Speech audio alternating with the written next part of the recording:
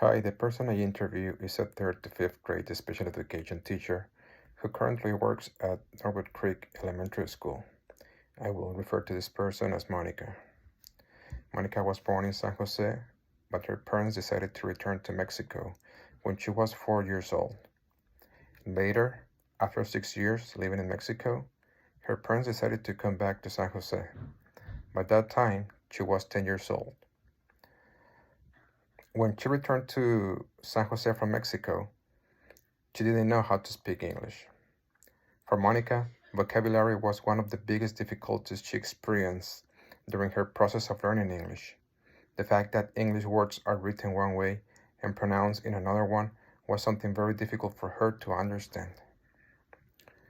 We both agree, actually, that in order to have a good pronunciation, it is better to learn it at early age.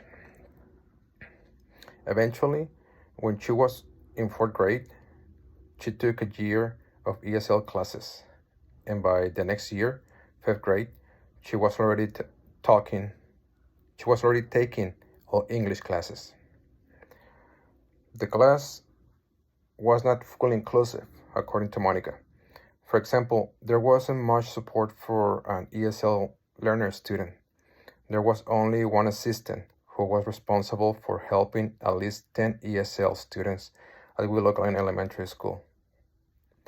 The assistant couldn't help at all.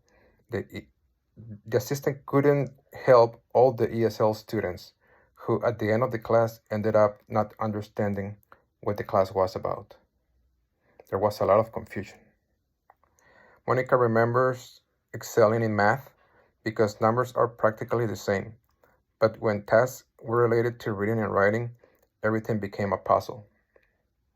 In fact, today she doesn't understand how it was possible that the following year she found herself in a fifth grade class where only English was spoken compared to her siblings and cousins who had to continue in ESL classes for other 3 years. Monica grew up in an environment where her family and friends only spoke Spanish. It was until she attended Willow Glen Elementary School that she was 100% exposed to other children and people who spoke English fluently. She remembers how difficult it was for her to do homework in English for the first time, especially writing and reading homework. It was very difficult because she didn't have any help at home. Unfortunately, this whole learning process gave her social anxiety and fear of speaking in public, all because she didn't know how to speak English fluently. For example, she developed the most anxiety whenever the teacher asked her to read in front of the group. Monica feels confident when she interacts with other people who also speak Spanish. In fact, she considers herself an extrovert when speaking and interacting in Spanish, and introverted when she speaks English. She believes it is due to the difficulties she faced in her childhood.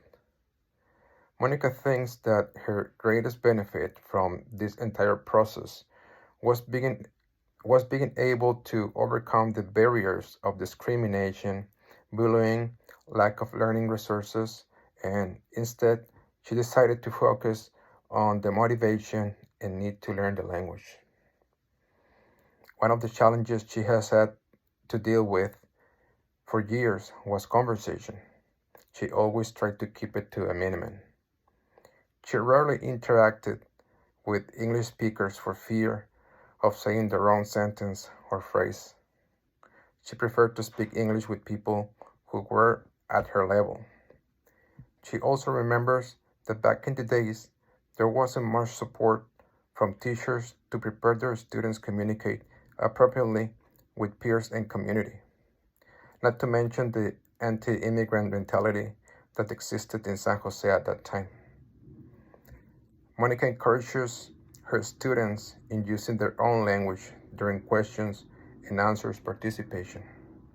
But she also uses other communication strategies, such as pointing, since also helps students participate, and not feel embarrassed for answering. Personally, she uses different strategies when she finds herself in difficult situations. For example, if she cannot pronounce a word correctly, then she uses synonyms that will help her to keep going in a conversation. Not having enough help to learn English was some of the barriers that arose during Monica's learning process. Because what she learned at school wasn't enough, she struggled in doing homework and communicating with other kids. Also, going to the library didn't help much either, because the library didn't have the necessary resources that would facilitate faster and more effective learning for any ESL student. Finally, Monica knows that she has to present her students different materials in different ways, because if her students don't understand verbal instructions, then they will be able to understand through visual instructions. But most importantly, is to encourage students to keep using and communicating in their language paired with visuals, so everyone can be on the same page and succeed equally and not struggle in their process of learning a new language as Monica did. Thank you.